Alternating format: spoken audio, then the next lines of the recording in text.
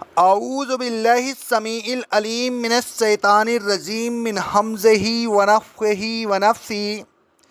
سورہ الانعام کی آیت نمبر 100 سے لے کر 103 تک کے اللہ رب العالمین کا ارشاد گرامی ہے، ان تمام نشانیوں کے باوجود ان مشرکین نے جنات کو اللہ تبارک و تعالیٰ کا شریک بنا رکھا ہے، حالانکہ وہ مخلوق ہیں، ان کو اللہ تبارک و تعالیٰ نے پیدا کیا ہے، اور ان مشرکین نے بغیر علم کے اللہ تبارک و تعالیٰ کے بیٹے اور بیٹیاں بھی تراش رکھی ہیں۔ اللہ تبارک و تعالیٰ اولاد سے پاک و منزہ ہے، اور جو کچھ یہ لوگ بیان کر رہے ہیں اس سے بلند و بالا ہے۔ وہ تو زمین و آسمان کا بغیر کسی نمونے کے پیدا کرنے والا ہے، اس کے اولاد کیسے ہو سکتے ہیں جبکہ اس کی کوئی بیوی نہیں؟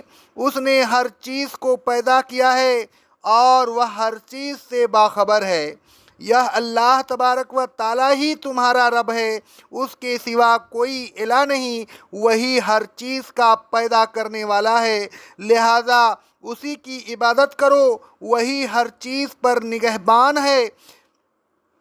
نگاہیں اس کا ادراک نہیں کر سکتی اور وہ نگاہوں کا ادراک کر سکتا ہے، وہ بڑا لطیف اور بہت باخبر ہے۔ اللہ تبارک و تعالیٰ نے ان آیات میں مشرکین کے شرکیہ عقائد و اعمال کی خبر دی، اور پھر ان کا ابطال کر کے توحید کا اثبات کیا۔ اللہ تبارک و تعالیٰ نے فرمایا وَجَعَلُوا لِلَّهِ شُرَكَاءَ الْجِنَّ وَخَلَقَهُمْ، اور اے لوگوں، ان مشرکین نے جنات کو اللہ تبارک و تعالیٰ کا شریک بنا رکھا ہے، حالانکہ جنات کو اللہ تبارک و تعالیٰ نے پیدا کیا۔ اللہ تبارک و تعالیٰ جنات کا خالق ہے، جنات مخلوق ہیں، تو پھر یہ کیسے ہو سکتا ہے کہ مخلوق خالق کی شریک بن جائے؟ جو خالقیت میں شریک نہیں، وہ اللہ تبارک و تعالیٰ کی کسی بھی صفت میں شریک نہیں ہو سکتے۔ وہ اپنے پیدا کیے جانے میں اللہ تبارک و تعالیٰ کے محتاج ہیں، وہ اتنے بے بس ہیں کہ اللہ تبارک و تعالیٰ نے انہیں پیدا کیا، وہ پیدا ہو گئے۔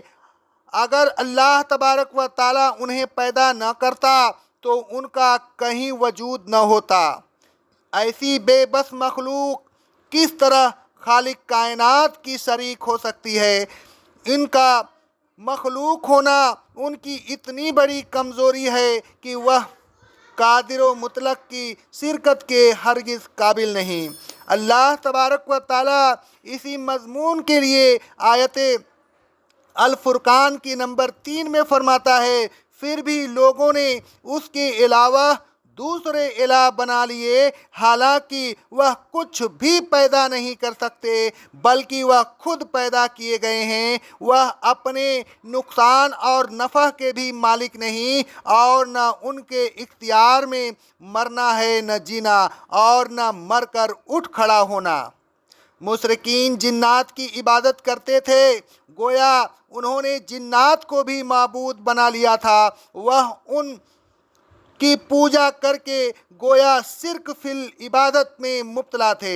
اللہ تبارک و تعالیٰ فرماتا ہے سورہ سبا کی آیت نمبر 40 اور 41 میں، اور اے رسول صلی اللہ علیہ وسلم، وہ دن یاد کیجئے جس دن اللہ تبارک و تعالیٰ ان سب کو جمع کرے گا، پھر فرشتوں سے فرمائے گا کیا یہ لوگ تمہاری عبادت کرتے تھے؟ فرشتے کہیں گے تو پاک ہے، تو ان کا کارساز اور ان کے علاوہ ہمارا بھی کارساز ہے، تو ہی ہے، یہ ہماری عبادت نہیں کرتے تھے بلکہ یہ جنات کی عبادت کرتے تھے، اور ان میں سے اکثر انہیں کے مقلد تھے۔ مشرکین نے اللہ تبارک و تعالیٰ اور جنات کے درمیان رشتہ داری قائم کر رکھی تھی۔ اللہ تبارک و تعالیٰ فرماتا ہے سورہ صافات کی آیت نمبر 158، 159 اور 160 میں۔ اور اے رسول صلی اللہ علیہ وسلم، انہوں نے اللہ تبارک و تعالیٰ کے اور جنات کے درمیان رشتہ ٹھہرایا ہے، حالانکہ جنات جانتے ہیں کہ وہ بھی دوسروں کی طرح اللہ تبارک و تعالیٰ کے سامنے حاضر کیے جائیں گے۔ ایسے رسول صلی اللہ علیہ وسلم جو کچھ یہ بیان کر رہے ہیں، اللہ تبارک و تعالیٰ اس سے پاک ہے، مگر ہاں اللہ تبارک و تعالیٰ کے پسندیدہ بندے نہ تو ایسی باتیں بیان کرتے ہیں اور نہ وہ عذاب میں مبتلا ہوں گے۔ آگے اللہ رب العالمین فرماتا ہے وَخَرَقُوا لَهُ بَنِينَ وَبَنَاتٍ بغیر علم، ان مشرکین نے اللہ تبارک و تعالیٰ کے بیٹے اور بیٹیاں تراش لی ہیں۔ ان کا یہ فعل کسی علم کی بنیاد پر نہیں ہے، بلکہ محض جہالت کی بنیاد پر ہے۔ سبحانہ و تعالی اما یصفون، اللہ تبارک و تعالیٰ ان کی مشرکانہ باتوں سے پاک و منزہ اور بہت بلند و بالا ہے۔ اس آیت میں اللہ تبارک و تعالیٰ نے جن مشرکین کا ذکر کیا ان میں یہود اور نصارہ بھی شامل ہیں۔ یہودیوں نے عزیز علیہ السلام کو اور نصارہ نے عیسیٰ علیہ السلام کو اللہ تبارک و تعالیٰ کا بیٹا بنا رکھا تھا۔ اللہ تبارک و تعالیٰ فرماتا ہے سورہ التوبہ کی آیت نمبر 30 میں، یہودی کہتے ہیں کہ عزیز اللہ کے بیٹے ہیں اور عیسائی کہتے ہیں کہ عیسیٰ اللہ کے بیٹے ہیں۔ یہ ان کے منہوں سے نکلی ہوئی باتیں ہیں جن کی کوئی سند نہیں۔ پہلے زمانہ کے کافروں نے جو بات کہی تھی یہ بس اسی کی تقلید کر رہے ہیں۔ اللہ تبارک و تعالیٰ انہیں ضرور ہلاک کرے گا، یہ کہاں بہکے ہوئے چلے جا رہے ہیں۔ یہود اور نصارہ کے علاوہ مشرکین عرب نے لات، منات اور عزا کو اللہ تبارک و تعالیٰ کی بیٹیاں بنا رکھا تھا۔ اللہ تبارک و تعالیٰ فرماتا ہے سورہ النجم کی آیت نمبر 19 سے لے کر 22 تک کے، اے کافروں، تم نے لات اور عزا کو دیکھا اور ان کے علاوہ تیسری منات کو دیکھا، کیا یہ اللہ تبارک و تعالیٰ کی بیٹیاں ہو سکتی ہیں؟ کیا تمہارے لیے بیٹے اور اس کے لیے بیٹیاں؟ یہ تو بڑی نامناسب تقسیم ہے۔ مشرکین عرب فرشتوں کو بھی اللہ تبارک و تعالیٰ کی بیٹیاں کہا کرتے تھے۔ اللہ تبارک و تعالیٰ فرماتا ہے سورہ صافات کی آیت نمبر 149 سے لے کر 155 تک، اے رسول صلی اللہ علیہ وسلم، یہ جو کافر فرشتوں کو اللہ تبارک و تعالیٰ کی بیٹیاں کہتے ہیں تو ذرا آپ ان سے پوچھئے، کیا آپ کے رب کے لیے بیٹیاں اور ان کے لیے بیٹے؟ کیا ہم نے فرشتوں کو عورت بنایا اور کیا یہ اس وقت موجود تھے؟ خبردار، یہ خود ساختہ جھوٹی بات کہتے ہیں کہ اللہ تبارک و تعالیٰ کی اولاد ہے۔ بے شک یہ لوگ جھوٹے ہیں۔ کیا اس نے بیٹوں کے مقابلے میں بیٹیوں کو پسند کیا؟ تمہیں کیا ہو گیا ہے؟ تم کیسا فیصلہ کرتے ہو؟ کیا تم اتنی بات بھی نہیں سمجھتے؟ الغرض مشرکین عرب اور یہود اور نصارہ نے اللہ تبارک و تعالیٰ کی اولاد تلاش لی تھی۔ یہ اتنا بڑا شرک تھا کہ اس پر آسمان پھٹ پڑے اور زمین سک ہو جائے تو بھی کم تھا۔ اللہ تبارک و تعالیٰ اسی مضمون کا نقشہ کھینچتے ہوئے فرماتا ہے سورہ مریم کی آیت نمبر 88 سے لے کر 93 تک، اور اے رسول صلی اللہ علیہ وسلم، یہ لوگ کہتے ہیں کہ رحمان نے بیٹیاں بنایا ہے۔ آپ ان سے کہیے کہ یہ تو تم بہت بری بات زبان پر لاتے ہو۔ یہ تو اتنی بری بات ہے کہ اس کی وجہ سے قریب ہے کہ آسمان پھٹ جائے، زمین سک ہو جائے اور پہاڑ ریزہ ریزہ ہو کر گر پڑے، یعنی محض اس وجہ سے کہ انہوں نے رحمان کے لیے بیٹیاں تجویز کیا، حالانکہ رحمان کے شایان شان نہیں کہ کسی کو بیٹا بنائے یا بیٹیاں۔ آسمانوں میں اور زمین میں جتنے بھی یہ سب رحمان کے سامنے بندے ہو کر حاضر ہوں گے۔ آگے اللہ رب العالمین فرماتا ہے بدیع السماوات والارض، اللہ تبارک و تعالیٰ کی تو شان یہ ہے کہ وہ آسمانوں کا اور زمین کا بغیر کسی نمونے کے پیدا کرنے والا ہے۔ اے بھلا جو قادر و مطلق آسمانوں کا اور زمین کا موجد ہو، اس کی کوئی اولاد ہو سکتی ہے اور وہ بھی اتنی بے بس کہ کچھ بھی پیدا نہ کر سکے۔ انا یکون لہ ولد ولم تکن لہ صاحبۃ، اور اس کی اولاد ہو بھی کیسے سکتی ہے جبکہ اس کی کوئی بیوی نہیں؟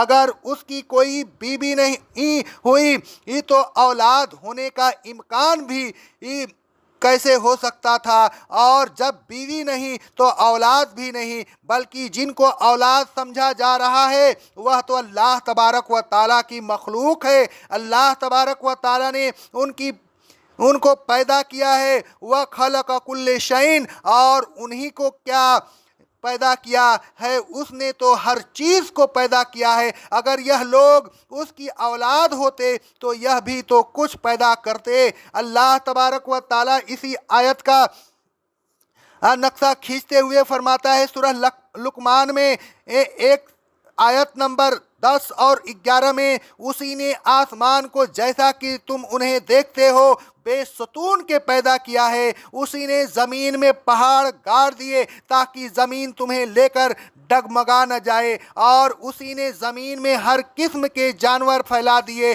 اور اے رسول صلی اللہ علیہ وسلم ہم ہی نے بادل سے پانی برسایا، پھر ہم ہی نے زمین میں ہر قسم کی عمدہ چیزیں اگائیں۔ تو اے کافروں، یہ تو اللہ تبارک و تعالیٰ کی پیدا کی ہوئی چیز ہے۔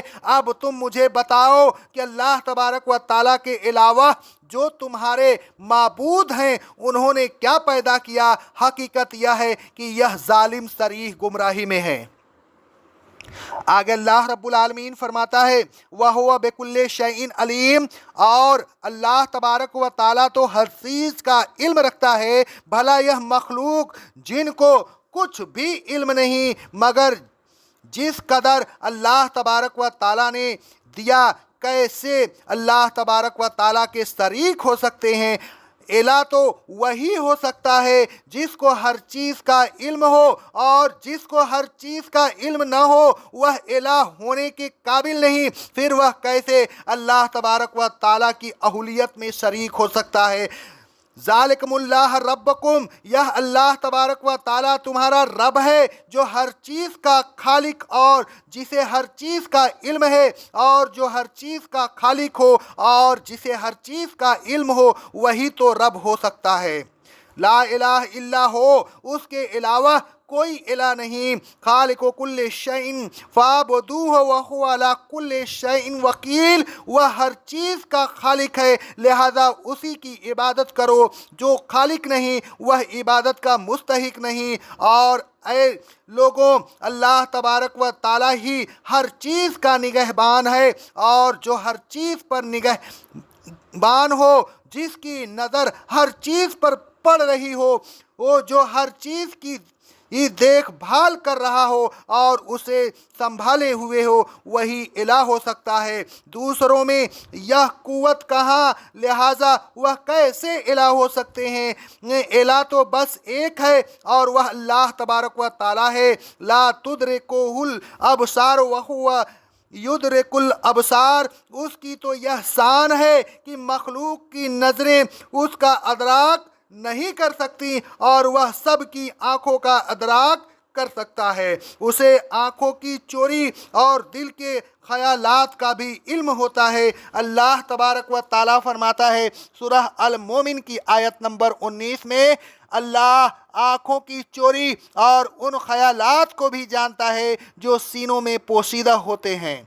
آگے اللہ رب العالمین فرماتا ہے وَهُوَ اللطیف الخبیر، اور وہ تو بڑا لطیف اور خبیر ہے۔ اس کی لطافت اور باریک بینی کی حقیقت سے کون واقف ہو سکتا ہے؟ البتہ وہ ہر چیز کی حقیقت سے باخبر ہے۔ اسی مضمون میں رسول اللہ صلی اللہ علیہ وسلم فرماتے ہیں، صحیح مسلم کی حدیث ہے، اللہ عز و جل سوتا نہیں اور سونا اس کے لیے زیبا بھی نہیں۔ وہ میزان کو پسند کرتا ہے اور اس کو بلند کرتا ہے۔ رات کے عمل اس کی طرف دن کے عمل سے پہلے بلند کیے جاتے ہیں اور دن کے عمل رات کے عمل سے پہلے بلند کیے جاتے ہیں۔ اس کا حجاب نور ہے، اگر وہ اسے کھول دے تو اس کے چہرے کی شعائر جہاں تک مخلوق کی نظر جاتی ہے مخلوق کو جلا دے۔